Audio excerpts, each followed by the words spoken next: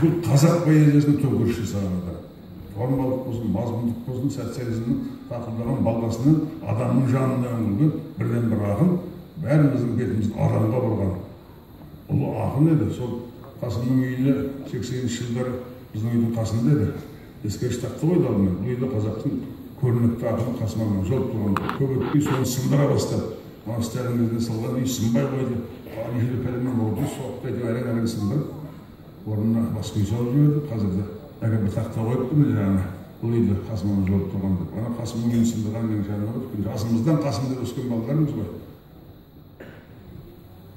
Дегені қайда басылды құйын, ақылым жетпей, ашиды миым, Виноградов көшесіндегі қиратып жатыр Қасымның үйін. Қайтейін кембақ астана сені, тиетіндей-ақ басқаға себі қиратып жатыр Қасымның үйін. Қиналып тапқан баспанасы еді. Жырды қорғаудың кешік терезесі, қирады сынды есік терезесі. Сәби жырлардың бесігі еді, бар екен сонша бесіктен несі.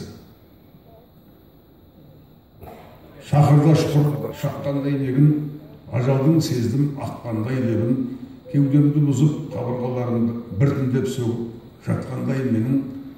Шашылды жерге шамдары сыңғыр, тағы да үйсіз қалдары сыңғыр. Қиратып жатыр Қасымның үйін қатыгез жандар, қолдарың сыңғыр. Жүйрігім еді жыр көшіндегі, бауырын жазып бір көсілмеді.